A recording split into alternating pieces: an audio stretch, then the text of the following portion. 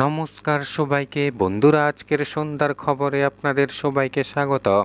বন্ধুরা, আজকে 30 মে 2024 ইংরেজি আজকের নালিশ পত্রিকায় উঠে আসা কয়েকটি বিশেষ গুরুত্বপূর্ণ হেডলাইন হলো: ডাবল ইঞ্জিনের যুগে শহরে হচ্ছে আরও একটি সরকারি হাসপাতাল, সময়ের আগেই রাজ্যে প্রবেশ করল বর্ষা, অযথা আতঙ্কিত হওয়ার কারণ নেই, জ্বালানির মজুদ স্বাভাবিক, জনসম্পর্ক অভিযানে রাজীব। বন্ধুরা, প্রথমে আমরা যেই হেডলাইনটির বিস্তারিত আলোচনা দেখব সেই হেডলাইনটির নাম হলো ডাবল ইঞ্জিনের যুগে শহরে হচ্ছে আরও একটি সরকারি হাসপাতাল।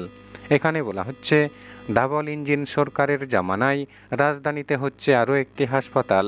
সম্পূর্ণ সরকারি উদ্যোগে রাজধানীর বুকে গড়ে তোলা হবে নতুন এই হাসপাতাল, যার পরিচালনার দায়িত্বে থাকবে আগরতলা পুর নিগম। বৃহস্পতিবার নিগমের মেয়র দীপক মজুমদার আধিকারিকদের নিয়ে শহরের সম্ভাব্য তৃতীয় সরকারি হাসপাতালের জায়গা পরিদর্শন করেন। প্রধান রেফারেল হাসপাতাল জিবি এবং আইজিএমে রোগীর সংখ্যা দিনের পর দিন বেড়েই চলেছে। পরিকাঠামো যে পর্যায়ে রয়েছে তা দিয়ে এই দুইটি সরকারি হাসপাতালে রোগীর ভিড় সামাল দেওয়া যাচ্ছে না, সঠিক পরিষেবা পর্যন্ত দেওয়া যাচ্ছে না রোগীদের। তাই রাজ্য সরকার রাজধানীতে আরও একটি হাসপাতাল গড়ে তোলার প্রচেষ্টা চালিয়ে যাচ্ছে। বৃহস্পতিবার পুর নিগমের মেয়র শ্রী মজুমদার আধিকারিকদের নিয়ে হাসপাতাল গড়ে তোলার জায়গা পরিদর্শন করেন। শহরে কাছারিপট্টি স্থিত পুর নিগমের পুরনো অফিস চত্বরে গড়ে তোলা হবে নতুন হাসপাতাল।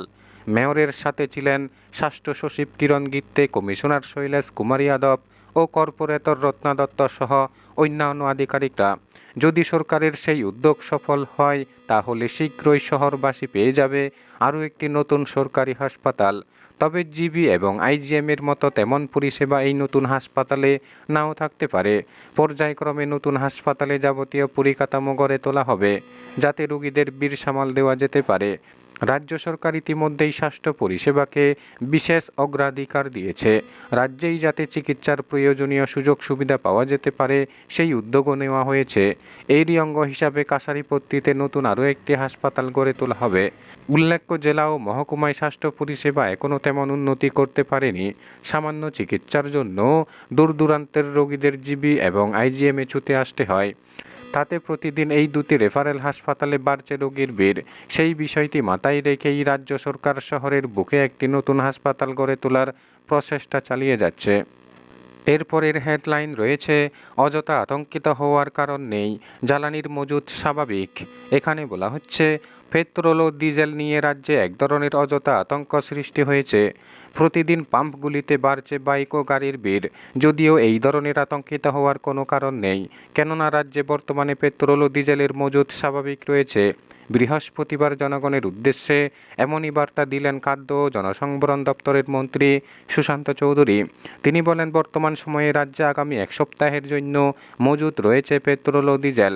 তাছাড়া আগামী 2-1 দিনের মধ্যেই রাজ্যে আরও জ্বালানি আসছে। এটা ঠিক যে বদরপুর ও লামডিংয়ের মাঝামাঝি এলাকায় রেল লাইনে কিছুটা সমস্যা দেখা দিয়েছে, তবে এনএফ রেল থেকে যুদ্ধকালীন তৎপরতায় সেখানে কাজ চলছে। স্থায়ী সংকট নিয়ে অযথা কোনো ধরনের বিভ্রান্তিতে না পড়াই ভালো। জ্বালানির পাশাপাশি নিত্য প্রয়োজনীয় সামগ্রীর মজুতও স্বাভাবিক রয়েছে। জাতিঙ্গায় ধস নামার কারণে গত কয়েকদিন রাজ্যে জ্বালানির সংকট দেখা দিয়েছিল ঠিকই, তবে এই বিষয়টি নিয়ে এনএফ রেলের আধিকারিকদের সাথে নিয়মিত যোগাযোগ চলছে। মন্ত্রী নিজেও আধিকারিকদের সাথে কথা বলেছেন। তাই পেট্রোল ও ডিজেল নিয়ে বিভ্রান্তি না ছড়াতে খাদ্যমন্ত্রী জনগণের কাছে আহ্বান জানান। তিনি বলেন, প্রতিনিয়ত খাদ্য দপ্তর থেকে বাজারগুলির উপর নজরদারি রাখা হচ্ছে। বন্ধুরা, এরপরের হেডলাইন রয়েছে, জনসম্পর্ক অভিযানে রাজীব।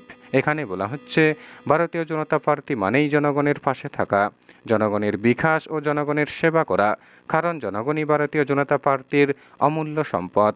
বৃহস্পতিবার বনমালীপুর বিধানসভা কেন্দ্রে জনসম্পর্ক অভিযান কর্মসূচিতে অংশ নেন ভারতীয় জনতা পার্টির ত্রিপুরা প্রদেশ সভাপতি রাজীব ভট্টাচার্য। বনমালীপুর মণ্ডলের 19 নং বুথে তিনি জনসম্পর্ক অভিযানে অংশ নেন। এলাকার বাড়ি বাড়ি গিয়ে জনগণের সাথে দেখা করেন এবং তাদের সাথে বিভিন্ন বিষয় নিয়ে মত বিনিময় করেন। এর আগেও সভাপতি শ্রী ভট্টাচার্য বনমালীপুর বিধানসভা কেন্দ্রে এই অভিযান কর্মসূচিতে অংশ নিয়েছে। লোকসভা নির্বাচনের কারণে মাঝে কয়েকটা দিন অবশ্য জনসম্পর্ক কর্মসূচি বন্ধ রাখা হয়েছিল। বন্ধুরা, এরপরের হেডলাইন রয়েছে, সময়ের আগেই রাজ্যে প্রবেশ করল বর্ষা। এখানে বলা হচ্ছে প্রতি বছর সাধারণ জুন মাসের প্রথম সপ্তাহে রাজ্যে বর্ষা প্রবেশ করে, কিন্তু এই বছর নির্ধারিত সময়ের আগেই রাজ্যে বর্ষা প্রবেশ করেছে। দক্ষিণ পশ্চিম মৌসুমি বায়ু ইতিমধ্যেই রাজ্যে প্রবেশ করেছে। এর ফলে আগামী 24 ঘন্টায় রাজ্যে হালকা থেকে মাঝারি বৃষ্টিপাতের সম্ভাবনা রয়েছে। আবহাওয়া দপ্তর সূত্রের খবর, চলতি মাসে বর্ষা আগামী 10 জুনের মধ্যে রাজ্যে প্রবেশ করার কথা ছিল। ঘূর্ণিঝড় রেমালের প্রভাবে এবছর দেশে শুরু হয়ে গেল আগাম বর্ষা। জুনের পরিবর্তে মে মাসের 30 তারিখেই কেরালা উপকূলে মৌসুমি বায়ু ধাক্কা দিয়েছে এবং এর প্রভাবে বৃষ্টিপাত শুরু হয়েছে। একইভাবে উত্তর পূর্বাঞ্চলের ত্রিপুরা সহ কিছু রাজ্যে দক্ষিণ পশ্চিম মৌসুমি বায়ু প্রবেশ করেছে। দক্ষিণ পশ্চিম মৌসুমি বায়ু প্রবেশ করার পর আনুষ্ঠানিকভাবে বর্ষা মরশুমের ঘোষণা দিয়েছে আবহাওয়া দপ্তর। নির্ধারিত সময়ের প্রায় এক সপ্তাহ আগে ত্রিপুরায় এবার বর্ষা মরশুমের সূচনা হলো। বৃহস্পতিবার 30 মে ত্রিপুরায় দক্ষিণ পশ্চিম মৌসুমি বায়ু প্রবেশের পর আনুষ্ঠানিকভাবে বর্ষা মরশুম ঘোষণা করেছে আবহাওয়া দপ্তর। প্রসঙ্গত, দেশে দক্ষিণ পশ্চিম মৌসুমি বায়ুর প্রভাবে জুন থেকে শুরু হয় বর্ষা মরশুম। জুন, জুলাই, আগস্ট, সেপ্টেম্বর রাজ্যে এই 4 মাস বর্ষা মরশুম। মৌসুমি বায়ুর আগমনে স্বাভাবিকত জুনের প্রথম সপ্তাহে দেশে বর্ষা মরশুমের সূচনা হয়।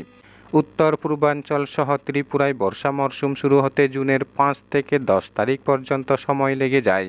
গত বছরও জুনের 10 তারিখ ত্রিপুরাতে বর্ষা মরশুম সূচনা হয়েছিল, কিন্তু এবছর প্রায় 11 দিন এগিয়ে 30 মে তারিখেই মৌসুমি বায়ুর প্রবাহে বর্ষা মরশুমের ঘোষণা দিল আবহাওয়া বিভাগ।